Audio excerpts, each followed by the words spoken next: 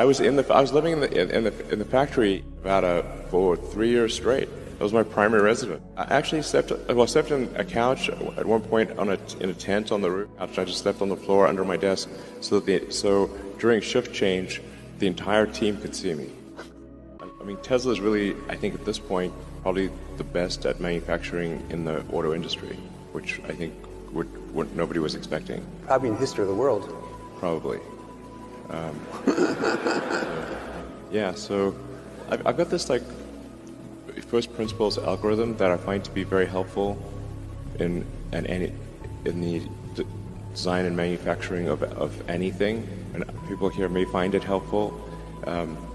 The first thing you should do is make the requirements that you've been given less dumb. Whatever constraints and requirements were given, they were to some degree dumb, and you want to make them less dumb. If you don't start with this, then you get the right answer to the wrong question. And the requirements must be given from a person who can explain the requirement, not from a department, because then you don't know who to talk to. Then step 2 is delete the part or delete the process step. This sounds extremely obvious, and yet over and over again we have found that parts were not needed. They were just put in there just in case, or by mistake, or there was a step that someone thought was needed but was not actually needed. This sounds insanely obvious, but we've deleted so many parts from the car that did nothing. Well, yeah, I mean, I can give you so many examples. One example was there were 3 fiberglass mats on top of the battery pack. They partially covered the battery pack, and I was on the battery pack production line, and it was the number one thing choking battery pack production with gluing on these 3 fiberglass mats to the top of the battery pack. And so this is the reason I repeat this algorithm myself is that I first did things backwards.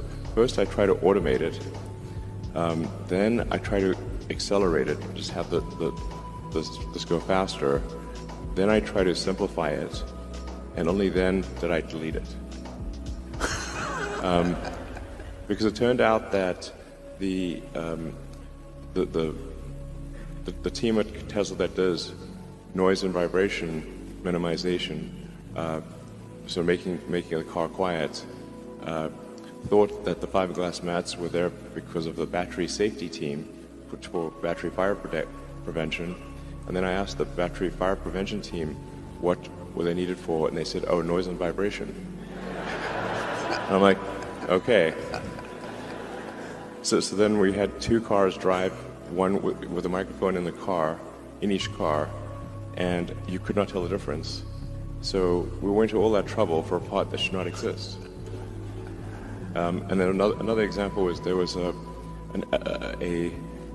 again, this was these were choke points in the entire production system. That's why I'm running around the production line trying to fix the production line, just like a maniac, sort of Tasmanian devil, just running around the factory like a lunatic.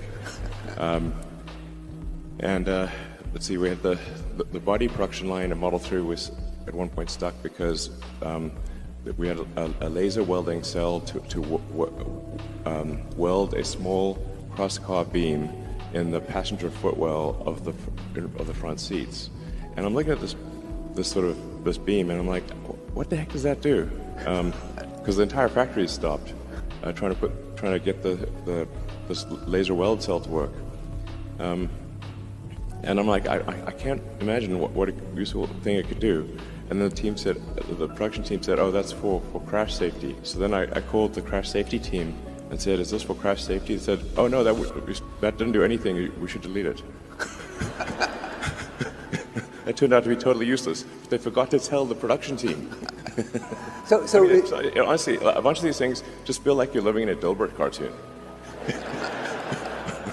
I'm like, oh no, any given company, they should have what's your Dilbert ratio? Okay, it's not 0.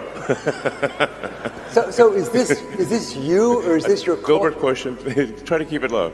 So is this you, or is this Yeah, so you do all these different things. You have But all that's these literally different me. So do you have, This is is this not a- someone else who did this. I was living in the factory in Fremont, and the one in Nevada for 3 years straight. That was my primary residence. I'm not kidding, literally. did you keep the couch? I actually slept in a couch at one point in a tent on the roof, and then, but for a while there, I was just sleeping under my desk, which is out in the open in the factory, and for an important reason. And it was damn uncomfortable sleeping on that floor. And always, when I woke up, I'd smell like metal dust. We went to visit, and they bought him a new couch. Yeah, but actually, I stopped using the couch because there's a little conference room and a couch there. I stopped using the couch. And I just slept on the floor under my desk, so during shift change, the entire team could see me. And that's important because, like, you know, the team, if they think the sort of their leader is off somewhere having a good time, you know, drinking Mai Tais on a tropical island, which I could definitely have been doing and would much have preferred to do. I mean, I'm not actually a masochist, I think. But the thing is that since the team could see me sleeping on the floor during shift change with nothing, they knew I was there, and that made a huge difference. And then they gave it their all.